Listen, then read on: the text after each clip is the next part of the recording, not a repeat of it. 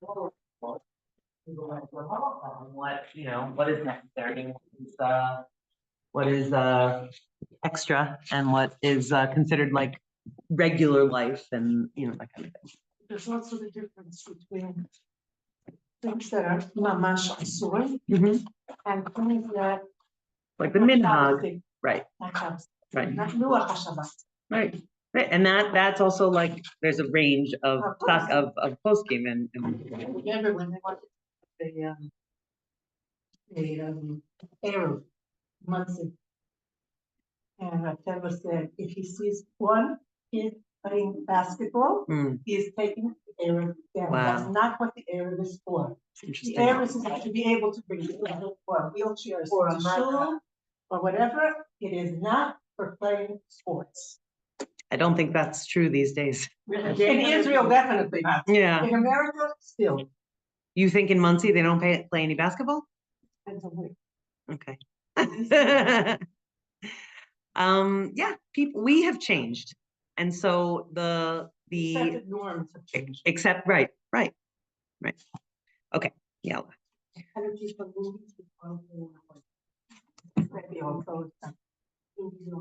Oh, okay. Okay. So I want to just start. Yeah, it's right here. And I'll send it to Andy as well. Okay. Good morning. Okay, so I actually I decided to do something a little bit different. I hope you're going to be okay with this. I hope you'll all not just forgive me, but actually enjoy this. I thought that instead of doing something just on the parsha, I would this time period. There's a mimer. Okay, a mimer is a Hasidic discourse. Okay. It goes a little bit deeper. It contains concepts that are a little bit more, it's not that they're complex, it's just that they need a little bit more understanding, a little bit more explanation in order to understand them. So it takes a little bit longer to learn, and they're a little bit longer just in length. But this mimer, this Hasidic discourse, this actual one, this is a very exciting thing, was the last thing that the Lubavitcher Rebbe handed out publicly. It's called Mimer Purim Katan. It was said actually in Adar of 1991, but it was given, this actual thing was given by the Rebbe, I believe with a shekel in like a bag, to the Hasidim in Adar Rishon.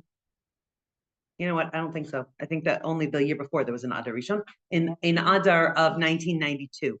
Okay, so the mimer is from 1991, but it was handed out in 1992, and it was the last thing that the Rebbe used to.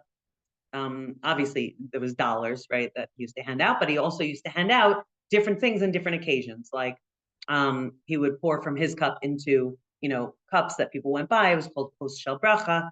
He would hand out cake, honey cake. He would hand out Hanukkah gelt. He would hand out, there were all different things, matzah on Pesach. There were all different things that he handed out. And among them also maimarim, like it's called a kuntris, right? When it's printed like this in like a pamphlet. So he would hand it out. And obviously the idea was, it was very important for him that people should learn this mimer. And so everyone should get a copy of it in order that they should be able to learn it in depth. So it has elements from this week's parsha, next week's parsha, and Tetzaveh.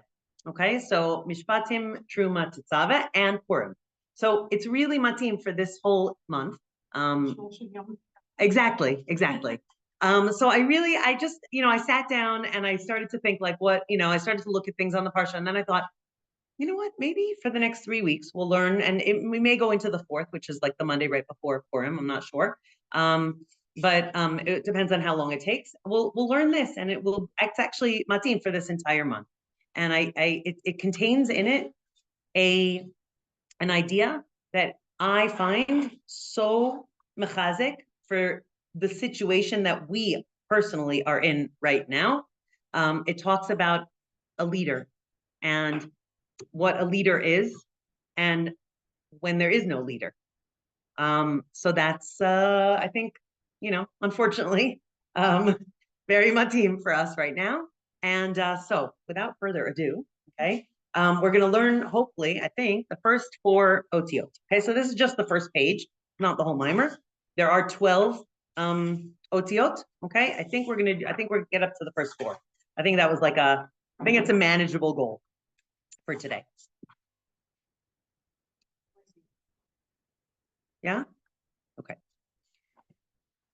Okay. So, so we start out with the pasuk. It's all one page, 2-sided, right? One page. We start out with the pasuk, which is from Parshas Tetzaveh. Okay, ve'ata tetzaveh, and you will command et bnei Israel vayikhu elecha shemen zayit zach, that you will command bnei Israel that they should take to you. Okay, all the words in this pasuk are going to become very significant. Okay, that they should take to you, basically. I'm going to explain. Shemen zayit zach means pure olive oil. Okay, so zach is pure. Kasis lamaor, which means crushed for the luminary. I'm going to explain in a second again. Lahalos ner tamid, and this will raise up the ner tamid. Okay, this is specifically for the menorah, right? But it's like the ner tamid of the menorah. Okay. Ba'ol moed michutz leparochet asher al ha'edus ya'aroch oto. That it will be that, the menorah, right? We know is going to stand in the oil moed outside of the curtain, the parochet, right? From the Kodesh HaKadoshim, yes, where the edut will be. Edut is like what the Torah calls like when Hashem spoke to Moshe, right? Who will ya'aroch oto? Aaron ubanav, okay? Aaron and his sons will prepare it. Me'erev ad boker, from evening until morning. Lifnei Hashem. Oh, sorry about that, Seamus. Okay. Lifnei Hashem, chukas olam ledoratam me'es b'nei Israel. Okay, before Hashem, this is a chukat olam ledoratam. It's an everlasting, right? Chukah, like a law that you don't totally understand, a supra rational law. For generations from, at the hand of Bnei Israel, essentially. Okay? It's like a very complicated pasuk. It doesn't translate so well. But basically, what's the overarching idea is they should bring you olive oil. The olive oil is going to be for the ner tamid. The ner tamid is going to be in the, part of the menorah. And the menorah is going to be lit by Aaron and his sons. And it's something that is nitzchi. Okay? There's something in that concept of the menorah and of lighting that eternal flame that is nitzchi for all generations of Am Yisrael. Okay. Okay. So let's get Be'ata tetzaves b'nei Israel. Okay, so we don't need to read the whole pasuk again. Okay, but on the first pasuk, go straight to v'yiduim. V'yiduim hadiukim bazeh. Okay, I took out actually most of the footnotes that were just printed in there, and I put in actually the makoros, but that one I guess I forgot. Okay, v'yiduim hadiukim bazeh. It's known the different opinions within this. Okay,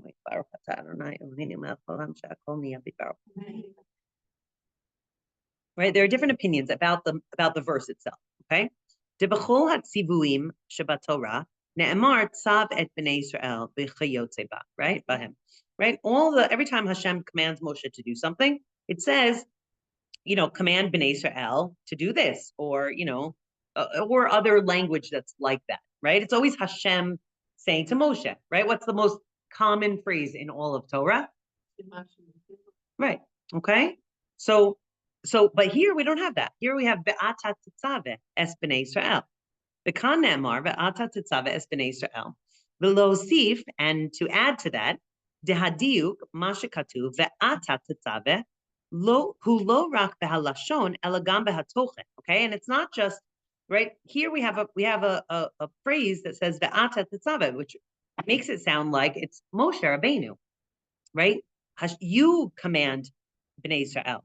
And to add to that, we have that it's not just like a language thing that we could say, well, just this time it says, ve'ata tetzaveh instead of like Hashem, like Vayomer Hashem el Moshe lemor, right? It's there's something that actually affects it content-wise, not just like, I don't know, it's not something that we could just say, well, the Torah just felt like, Hashem just felt like saying it like this. No, we see from the content that there's something different about this time. Right? It sounds like this is a command from Moshe, which doesn't really make any sense, right? It's who gave the Torah? Hashem gives the Torah. Who gives all the mitzvahs? Hashem gives us all the mitzvahs. So it's not even saying, like Hashem said to Moshe, command Bnei Israel. It's like, Ke'ilu, as if this command comes from, like Moshe made this up in a way, right? Like it's his idea. Since that's somebody speaking to Moshe, then you should, But it doesn't say that. Well, it does. The pasuk, No, but it doesn't. But who? Like exactly. Meaning we understand that Hashem is saying, right? But why does the Torah write it this way this time? That's the question, right? Meaning the Torah makes it seem like it's Moshe. Something to be done in the future, not necessarily right now. Okay, nice. So we're gonna hold on to that, okay? Because we're almost not gonna get any answers today, okay? Because this is an ongoing thing for the next few weeks. But there there is a flavor of that here, okay? That this is like just like we say, just like we say, Vayomer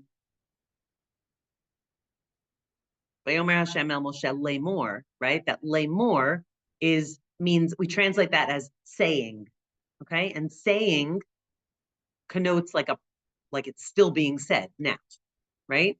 Like the sound is sounding, right? If you have that form of verb, it's like it's something that's ongoing. I thought that when things are written in the future, we consider today modern Hebrew future. Sometimes, right? Okay. So here he's not so we're gonna get into the tense later on, but here it's more about the ve'ata. Okay, that Hashem is saying, it's like if I say to you, Etsy, that you go tell the people that they should, that they should bring bags, whatever. My brain is like, that's all that came to. All right. You go tell the people that they should bring bags. Okay.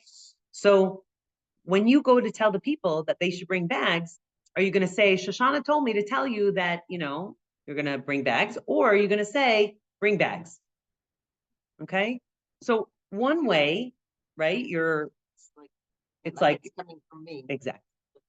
Exactly. Okay. So on some level, Hashem is actually telling Moshe to do it the second way, that it's coming from you, as if it's coming from you. Okay? Okay, 1, 2, 3, 4 lines down. Hare Moshe hu hashaliach limsor liYisrael et tzivui HaKadosh Baruch Hu, right? Moshe is the shaliach. It's not really coming from him. He's just supposed to be giving over the commands of Hashem. Lama nomar ve'ata tetzaveh. So what does it say? And you will command. Gam tzarich lahavin ma shekatuv vayikhu elecha. Okay, we have to also understand, why does it say vayikhu elecha? Okay, sheyaviu Hashem and leMoshe elecha. That it makes it sound that they should bring the oil to Moshe, right? Delich ora kevan sha'alat haneros hayta al yidei Aaron. But who's going to actually use the oil? Who's going to actually organize the menorah? Aaron, right? Lama utzrach laviet Hashem and leMoshe. So why do they have to bring the oil to Moshe when Aaron's the one that's going to be using it, right? It's his job to light the menorah. It's his job to deal with the oil. Why is Moshe being told that they should, to tell Am Yisrael to bring him the oil?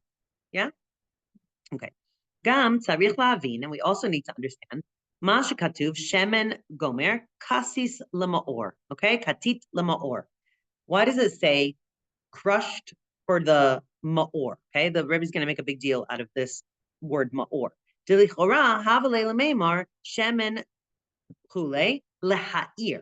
Right, the more sort of appropriate thing to say would be that you should bring the olive oil in order to light, laha'ir, okay? That means to light. What does la ma'or mean? Ma'or is not a verb. It's not a verb. It's not a verb. It's for the light itself, right? Meaning when they translate this mimer, they call it the luminary. You're bringing it for the luminary. Like it's a noun. It's a noun. Crushed for the luminary. Or crushed to the luminary. We'll put it that way. Okay. It's a weird, but we're not gonna answer that yet. Okay. Again, these are all questions. Okay. These are not the answers. So we have, okay, gam tzarich lavin, and we have to also understand, this is the last question. Diba pasuk shelachar mizeh, okay, which I have up there on the top of the page. Ne'emar me'erev ad boker, v'kan ne'emar laha'alot ner tamid. Okay. In the first pasuk, it says ner tamid, which translates as an everlasting, candle, really. Okay. But in the second paragraph, it says me'erev ad boker. It's going to be lit from the night to the day, to the morning, right?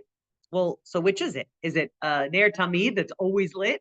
Or is it a candle that's going to be lit, from the evening until the morning? Seems to contradict itself, or just to describe two different states of being. Yeah? Okay, so what are our questions so far? We have, why the strange usage of ve'ata tetzaveh, right? You are commanding, or you are to make it seem like it's coming from Moshe himself, right? That's number one.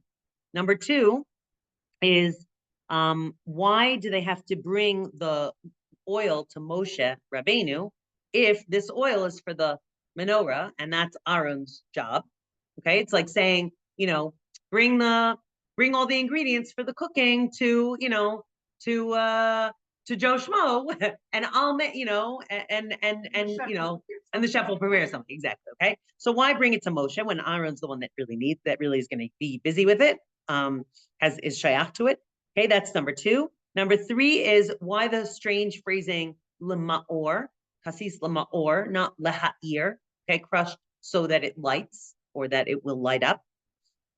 And the last thing, what's why there are two ideas here, why ner tamid and erev ad boker. Okay, 4 questions. Yeah. Before we go Yes. on, I just want to dedicate this our learning to the neshama of my sister, Hinda Bat Mayor. Hinda Bat Mayor, Ma'or. It's the same lashon. Beautiful. Okay, her neshama should have an aliyah. Is it her yahrzeit? Yeah, it's her yahrzeit tomorrow night. Ah, okay. So 13 years. Wow. Okay, so neshama should go up higher and higher, and your family should have the Ma'or. No problem. Okay, base, oat base, bet. Umavaer. So he's bringing a quote from, right, Kvod Kadosh Mori Vechami Adonai Moreinu Rabbeinu. Okay, his father-in-law, the previous Lubavitcher Rebbe. Okay, he says that the previous Rebbe, bless you, explains b'mamaro hayidua in the well-known mimer, which is called V'kabel haYehudim. Okay. So Vikabel HaYehudim is a quote from Megillas Esther. We'll get to it, okay? But that's what his mimer is called, which was said in Purim Katan, 1927, okay? So he explains in that mimer, Ditzivui, or Tzitzaveh, hu tzavta v'chibur, okay? This is a beautiful concept in Chassidus that we always translate the word mitzvah not as commandment, or we understand it not just as a commandment, but also as tzavta. Tzavta means connection. Okay, that like tzevet, right? Like you're on staff. So doing a mitzvah is a way of being on Hashem's staff, right? Team, another word, right? Another word for tzevet can also be translated as team, right? So every mitzvah is a pathway for us to connect to Hashem. And that's how we think about mitzvahs. Savta. So tzavta is like savta, sure. That's actually, it's very nice that when you have a word that sounds the same, you can connect it. Very nice. V'zeu ve'ata tzitzave es b'nei Israel. Okay, and that's what it means. You titzave, right? Not just that Moshe Rabbeinu, shemoshe hu mekasher u'mechaber et b'nei Israel im or ein sof. That's what that Rosh Teva stands for. Okay, so here we have already one answer. Okay, that when it says ve'ata titzave, it doesn't just mean you will command Am Yisrael, but rather you will connect Am Yisrael to me. Okay, you are the way of connection. Okay, ve'ata titzave, you are going to connect. It's a totally different understanding of that phrase. Yeah. Okay, you are going to connect Bnei Israel to me. That is another way of understanding. And through the fact that Moshe influences Am Yisrael and is like the leader of Am Yisrael, shemekasher otam et or ein sof, that connects them to Hashem. Al yedei zeh naaseh yitaron v'hosafa b'Moshe. Okay, so this is a very big concept that he's going to go on. That through his connecting Am Yisrael to Hashem, it actually adds something to Moshe Rabbeinu himself that he gains from it. Okay, Yitaron is like an advantage.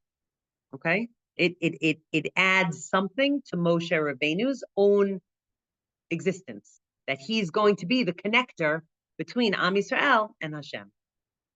Right, which makes sense. I'm going to explain. We'll read the rest of the paragraph and then we'll go back. De Moshe v'Yisrael hem dugmat rosh v'regel. Okay, Moshe and Bnei Israel are like a model of a head and a leg, or a head and feet. Kamoshe katuv, like it says in Parshas Ba'aloscha, sheish ma'ot elef raglei ha'am asher anochi bekirbo. Okay, it says there, the 600,000, raglei ha'am is like legs of the people, but it also means like regular people, kind of. Okay, and I am in their midst. That's a pasuk from Ba'aloscha. D'chol Yisrael hem haregalim de Moshe. That on some level, all of Am Yisrael are like the legs of Moshe, or the feet of Moshe. It says v'Moshe hu harosh shelahem, and Moshe is their head. This is a concept that's brought down in Tanya. Okay, we'll keep on reading, then I'll explain. Ukmoshe ba'adam haregalim molichim et harosh l'makom shaharosh mitzad atzmo eino yachol lagia l'sham.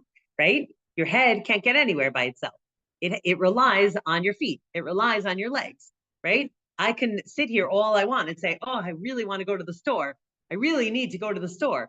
My head knows that I need to go to the store. It knows that I need eggs and milk, right? But my head cannot do anything without my feet. It needs the feet. The feet are the conveyor of the head. And only through the teamwork of the feet and the head can the actual eggs be bought. And obviously that includes the hands, but feet are like the symbol of like the physical aspect of the body and the action, exactly. And the head is the more intellectual leadership kind of aspect, right? Hopefully the feet don't do what the head doesn't want it to do, right? But with the head can't do anything without the feet also being part of the team. Yes? Okay. So Sha'al Yedei Yisrael, HaRegalim de Moshe, through Am Yisrael, which are the feet or the legs of Moshe, Mitosef Ilui b'Moshe. That adds on like a level to Moshe, right? Because what happens when a person actually does something? Right? Like if something remains in potentia and not bepoal, so then the person, right, hasn't actually accomplished anything in their life, right? Like if even let's say like, let's say Einstein, right? Einstein had this like formula in his head, but ultimately he had to like write it down somewhere, or go and stand in front of a blackboard and and write it down or teach it to people, right? He had to actually, there had to be some kind of action involved in order for that to have been given over to the world, right? So too with all of us, right? Oh, I really, really want to give tzedakah. great, until you actually give the tzedakah. So then nothing actually gets done, right? But when you actually give the tzedakah, so then it has an elevating effect on you, right? It wasn't the thought that elevated you, it was the action that elevated you. So too with Moshe Rabbeinu, right? On some level, Moshe Rabbeinu, he knows the whole Torah, backwards and forwards, right? But there's something about Am Yisrael keeping the Torah that then raises Moshe up as the giver, leader, purveyor of Torah to Am Yisrael. He can't do it by himself. He can't reach that level by himself. Only through Am Yisrael doing the things that he's teaching them to do can he reach a new level of existence. Like a mother, okay? So when a mother, there's like a difference between the mother, let's say the difference between a mother making a meal for her family, okay, versus the, later on in life, I'll tell you, this is just a personal example, right? Last year was my my husband and my 25th wedding anniversary. I think I may have told you this. I don't know. My 4 daughters made us dinner, and they not only did they make us dinner, but they set the table with china, which never ever comes out of the cabinet, and they put like candles on the table, and they made like a menu. And my one daughter actually made fortune cookies with little pictures of us inside of them. It was like amazing, right? Now, I've been making dinner for them for 25 years, right? My oldest is 23 years, right? What did that do to me? Right? That they then took on making dinner in, such a special way for me and my husband, right? It somehow that elevates all the dinners that I made all our whole life together, because in some way it had an effect on them that they, understand the beauty of making, dinner for your loved ones, and that you sit and you eat a meal together. And, that shows some level of relationship and something, it's something that they want to do, that they want to, or even for my mother, right? When I was a kid, we had dinners together, right? Which I don't think every family does. And I don't, I'm not sure I thought it was anything special when I was doing it, but it was just something that was ingrained in me. And then, that's how our family is also. We also have, dinner every night. So how much does it lift up my mother's actions for all those years that I then made dinner for, for my family, and now my daughters made that dinner, right? It adds to it adds a whole other level to the accomplishments of the teacher when the students, take something on in and of themselves. Yeah. Okay. So we are 1, 2, 3 lines up from the bottom of that paragraph. Okay, paragraph B. Right after the period. Dizehu mashikatu sheish ma'ot elef raglei ha'am asher anochi b'kirbo. And this is what it means: 600,000 legs, and I am amongst them. Sha'al yidei raglei ha'am nimshach hagilui de anochi b'kirbo de Moshe shel Moshe. Okay, so this is actually connected to even last week's parsha. Okay, that the level of anochi is a level of Hashem that is a very high level, right? That's why it's the first word of the Aseres HaDibros. Yeah, Anochi Hashem Elokecha, right? Excuse me.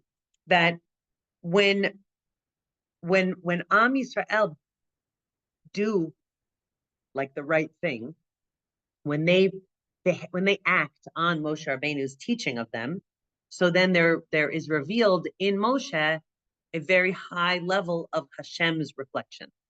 This level called Anochi, which is a very deep personal level from Hashem. That is the one word, right? The first word that Hashem said to us.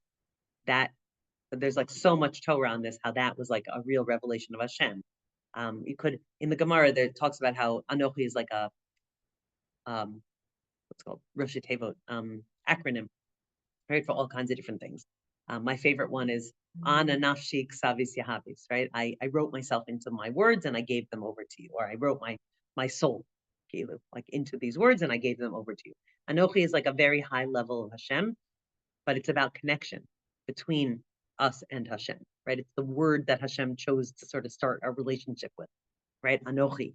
Okay, so when Am Yisrael do what Moshe Rabbeinu has been teaching them to do, so then there gets revealed in them, but also in Moshe Rabbeinu, this level of Anochi, which is the level of like connection and revealing a very like deep light. That makes sense?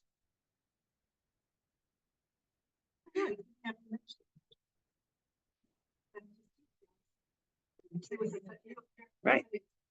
Mm-hmm. Exactly. Okay. So the Rebbe's just spelling out that concept that, you know, when Moshe Rabbeinu, who is considered like the head, right, he can't do anything without the feet. And when the feet, you know, behave in the right way, or when the feet, you know, are on board, then everyone gets elevated. Yeah. That's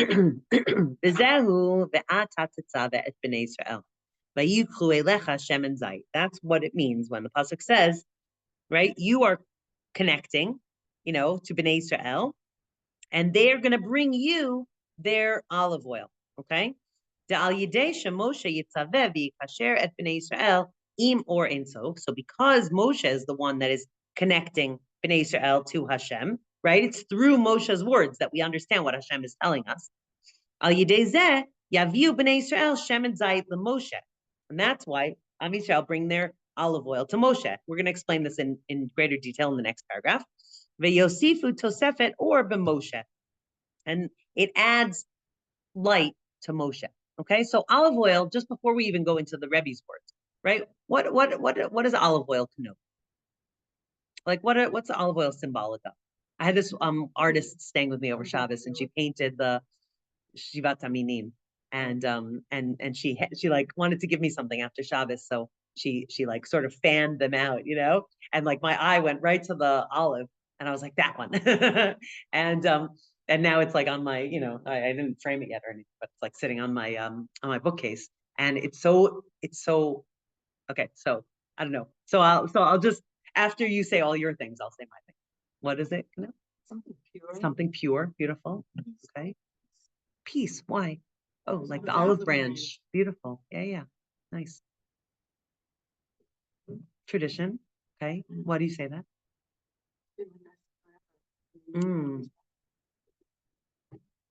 Right. This land is like matim for olive oil. Yeah.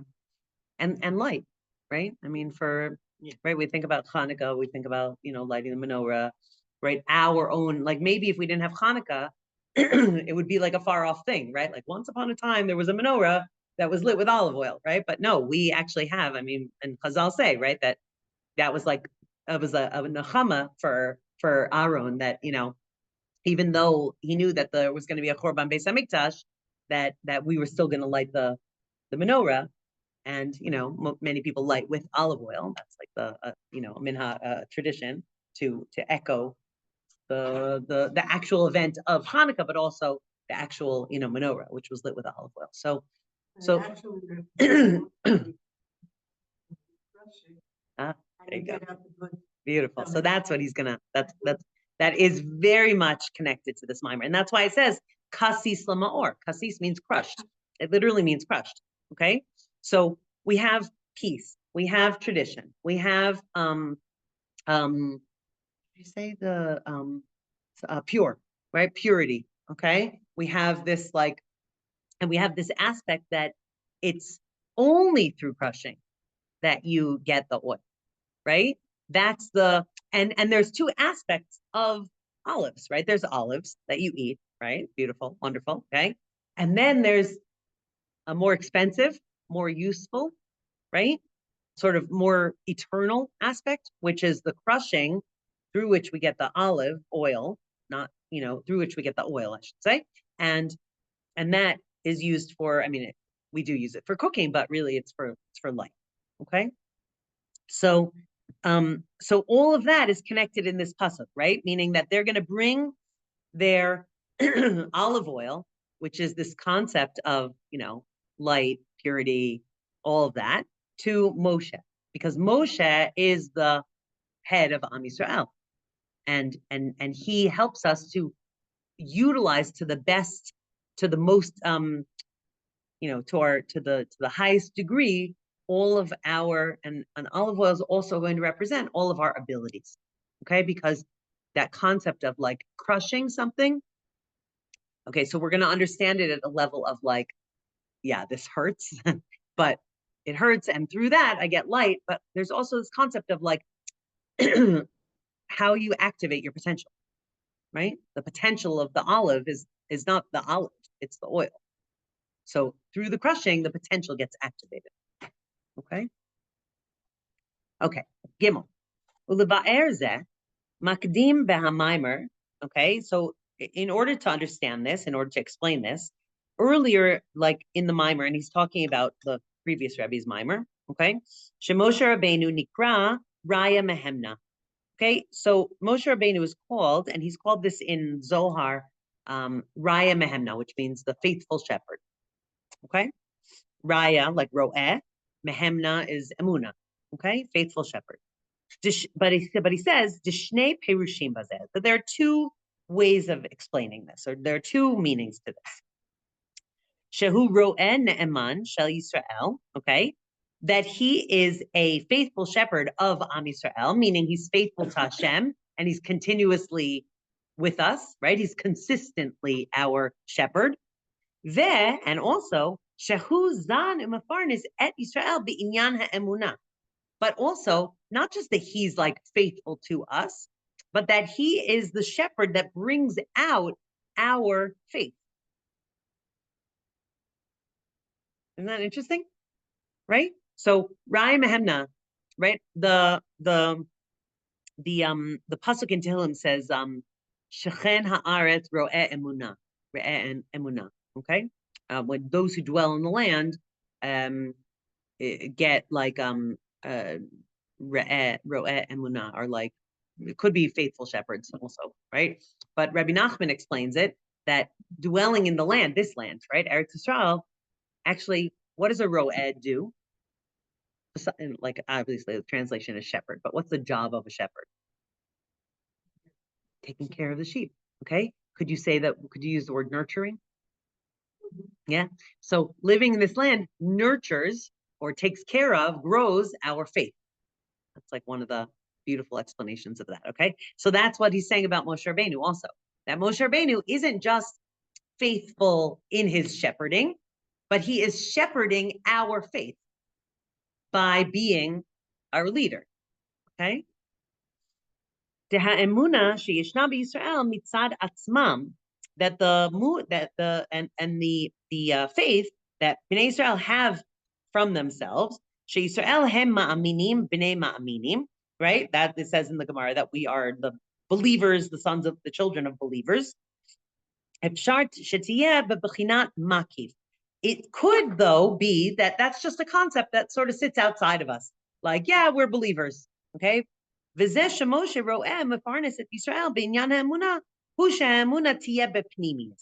concept that Moshe Rabbeinu shepherds our faith, right? He shepherds and he mefarnes, like he what's the right English word? Like he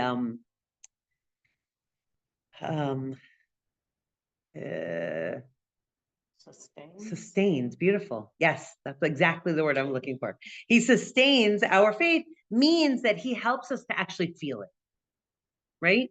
We could understand on a conceptual level, right? We always understand on a conceptual level. Am Yisrael needs faith. Great.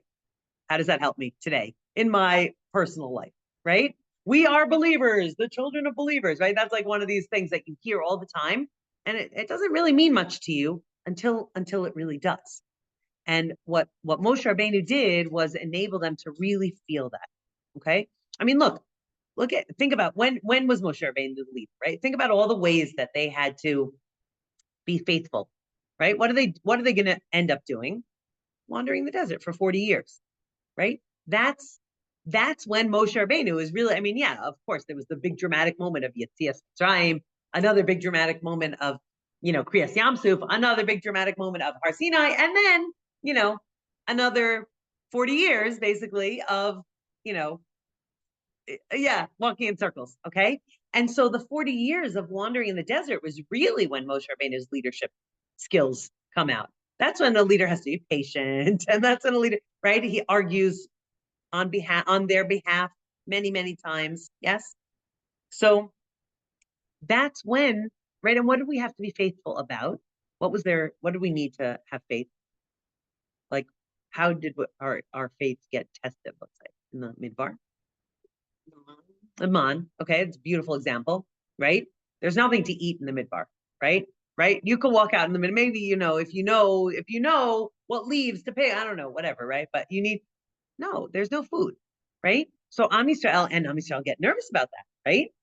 And so Moshe Rabbeinu, like part of his job is, no, there's going to be man, you have to, right? Like, that's the shepherd in him, exactly, okay? To keep on reminding them, no, it's tachlis, like, it's not just emuna out there, no, it's emuna that every day you're going to get the man, right? They were not allowed to collect the man, to keep it overnight. They had to have emuna. They had to use it up every day with the faith that the next day it's going to come again. That was a huge emuna training exercise, right? And we definitely are in, the top level emuna training exercises right now, right? That to keep on holding on to Torah, to keep on holding on to Hashem, to keep on believing that there is a plan. And, it's very unclear to us right now. But did you all see that thing about the penny? There was like this thing that got sent out that Trump signed the bill that or the, I don't know what they call it at this point, signed the authorizing stopping making pennies. And there's a pasuk in right. There's a pasuk in, wait, I'm gonna see if I can pull it up. My mother sent it on the family chat this morning. Find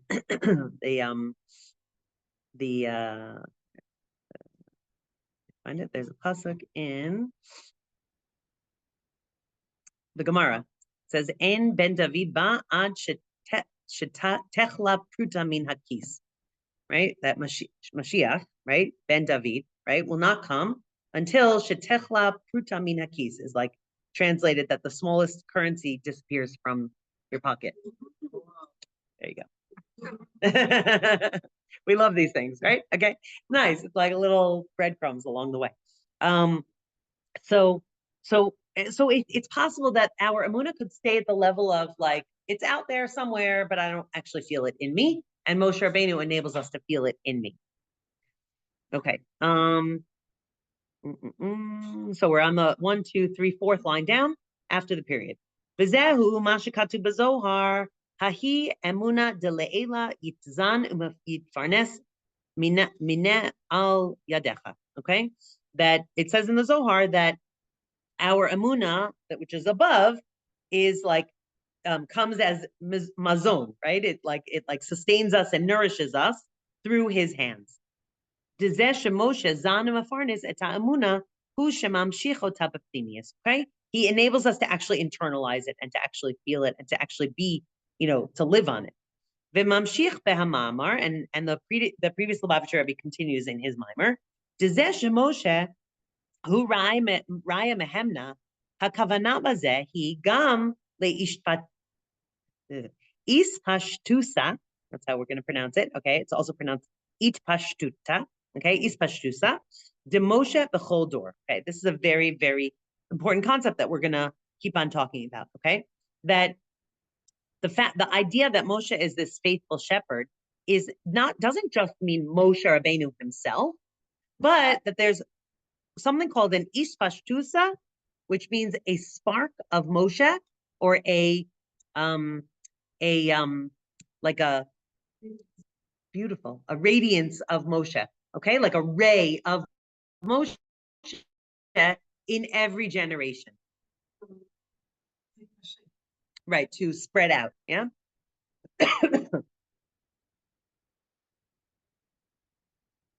there's another word in English I'm looking for, but I can't put it. There's an offshoot, we'll call it, right, of Moshe Rabbeinu in every generation. Deroshe Alfei Yisrael, Shebechol Dor Hem Mechazkim Et HaEmuna D'Yisrael Shebedoram. That really, right? What's the idea of a Rosh B'nai Yisrael, right? We say he's like a he's a Gadol Hador. Okay, the Gadol Hador. The whole idea is not just that he's just a Torah scholar, but rather that a Gadol Hador is someone that gives strength to Am Yisrael in his generation. That they should enable through their words that we feel more and more emuna, right? Like so many people are now, go around quoting Reb Ephraim Goldberg's Emuna Shir, because he just says things in a way that like it really resonates, it really sinks in, right? The line that he used that I always remember is that he says like we have to keep on learning Emuna. Emuna is like lunch, right? I've said this before. You don't say like, oh, thanks, I had lunch yesterday, I don't need any more lunch, right? No, you want to eat lunch every single day.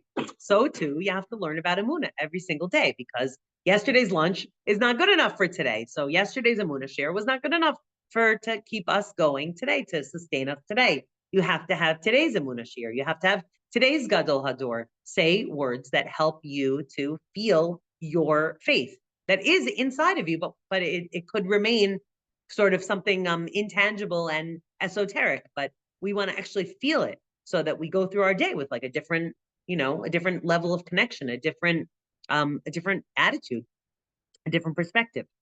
The Kmo Mordechai. Okay, so now we're gonna bring Mordechai into this. Okay, Kmo Mordechai shahaya haispashtusa de Moshe shebedoro. So Mordechai is called this offshoot. He's the ray or the radiance of Moshe in his generation. Kamama Razal, Shemorda, like it says in Megillas Esther.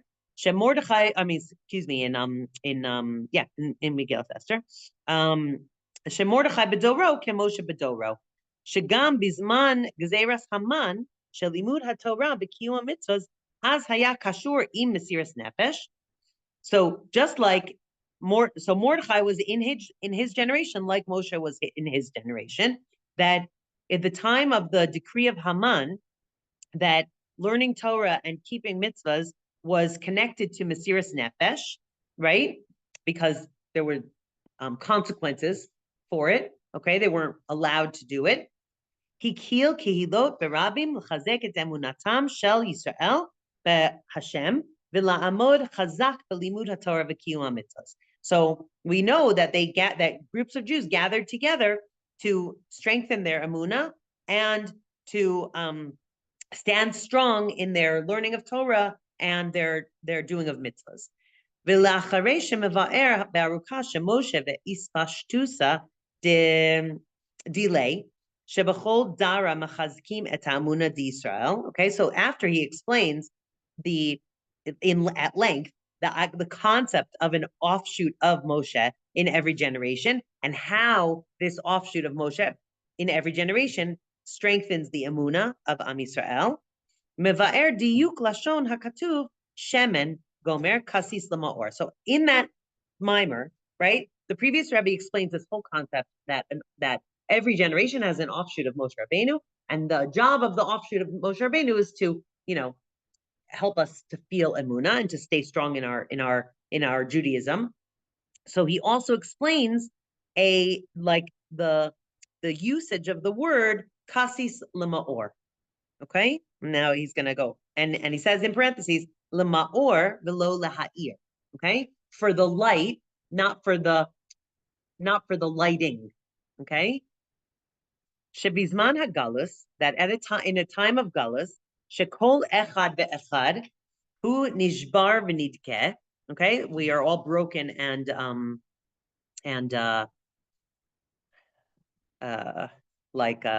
almost like despairing, right? Meaning kasis, right? Crushed. That's literally what broken and despairing means. We feel crushed. Al yedezeh magi'im lema'or.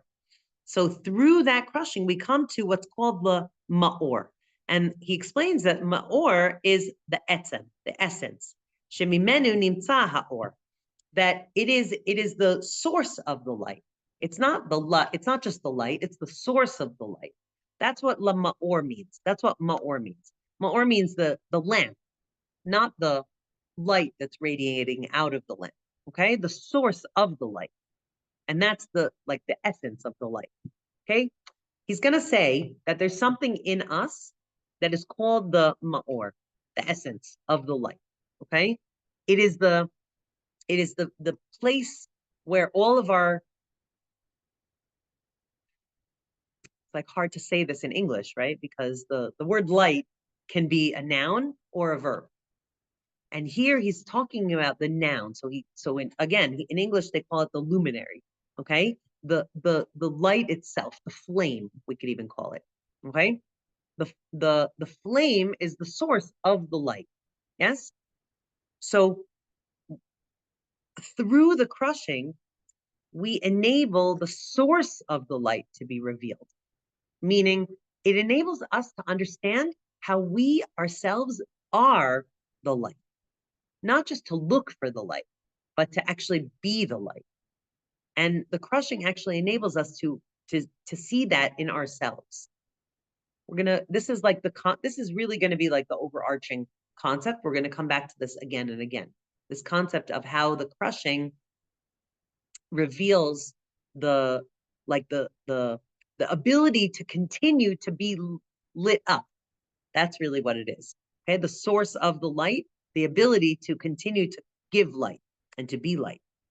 וצריך להבין, השייכות דהפירוש בקסיס למאור, למבואר, במיימר, לפני זה שמשה ואיספשטוסה,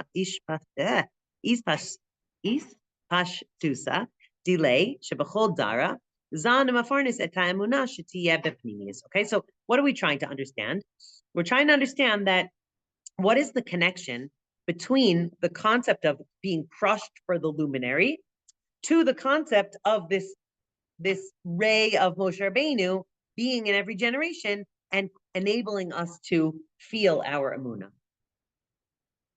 Okay, and we're going to stop there. Okay, but I'm just going to there is like an English version of this mimer, and he says in it. Right, okay, so I'm just going to read to you for a second, okay? After the mimer explains at length that Moshe and the extension, that's the word he uses, of Moshe in every generation strengthens the faith of the Jewish people, it proceeds to explain the verse's choice of wording, oil crushed for the luminary, i.e. for the luminary and not to illuminate. It explains that in Galus, in the era of exile, when everyone is broken and pressed, kasis, crushed, we are able to approach the luminary, the essence of the soul, which is bonded to Hashem's essence, the source from which the light emanates. It is, however, necessary to understand the connection between the phrase crushed for the luminary and the explanation found previously that the function of Moshe and the extension of Moshe in every generation is sustaining and nurturing our people's faith, enabling it to be internalized. Okay? So that's where we're going to go next time. We're going to explain. Yeah, please. It sounds to me like it's required that we have some adversary, some terrible thing happen to us in order for that to be released, be revealed. So it seems to me like there's a missing piece here. The missing piece that hasn't been stated yet, which is what causes the crushing. Right. So that's what he's going to say in Dalet. He's going to talk about Galus and how what happens in Galus. Why is that? Why does it cause us to be crushed? And that's really the explanation of like why Galus is necessary in world history, right? Like why didn't Hashem just like make Adam and Chava in Gan Eden? Everything's perfect, and no need for all the pain and suffering over the course of the last 5,785 years, right? And so part of what this mimer is coming to explain to us is what has been happening throughout all the different generations and how that continues to enable us to rise up and rise up and rise up, and so that ultimately we can reach really our potential and the world's potential. And that's what we're gonna, hopefully that's what we're gonna learn. But what we need to, the ingredients are this, the crushing, okay? The cause of the crushing, what the crushing ends up enabling to happen, which is this very strong thing in us to be revealed, which is the light, okay? And how having an extension of motion every generation, like, enables that all to happen. Yeah? Okay. All right. To be continued. Oh, I didn't give you a bracha. You're right. Okay. So, it's always interesting to learn something that's like ongoing, because it doesn't come to like a satisfying conclusion. So I'll give us a bracha that even though we didn't come to like a, a final haskama, on this, on these ideas, I give us a bracha actually that over the course of this next week, we should see how there is an extension or many extensions of Moshe Rabbeinu in this generation. Hashem should enable our eyes to see that, and to also enable us to feel this incredible light that is in us as we currently are being crushed. Be'ezrat Hashem. Yeah. Thank you. Thank you for sticking with me. I know this is like it's a harder level than what we sometimes do. But I think Be'ezrat Hashem, I think it will be worth it. Where we can come to and the level of. Okay. Excellent. Thank you. You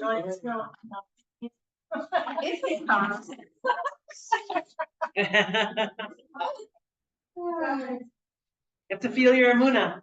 You